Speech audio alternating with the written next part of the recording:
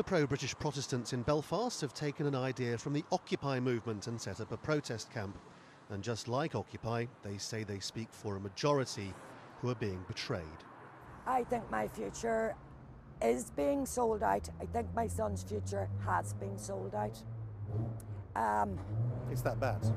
It's worse. It's worse. The discontent among Loyalist working class areas. My fear is that the children will feel the need to take up arms. For so many years, it's been the Catholic Nationalist community of Northern Ireland which has complained of discrimination and mistreatment. And so this is a good illustration of changing times. It's very often difficult for outsiders to appreciate the huge importance of the symbols attached to protests here. But for the Unionist, pro-British majority in Northern Ireland, their right to carry the Union flag is the most potent expression of their identity. Because for them, the day that they can't carry this flag is the day that Northern Ireland is no longer British. Much of the Unionist community feels undermined by the peace process, and not just politically. These streets in Protestant areas are as bad an illustration of economic neglect as you can find anywhere in the UK.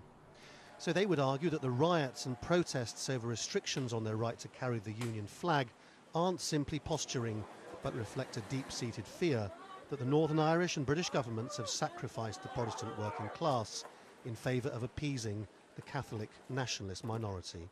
And all of this in the mix, has caused people great distress, and that's why they have came to the conclusion that they can take it no more. They have to stand up and they have to speak for themselves, because politicians have ignored their issues, they have ignored the injustices.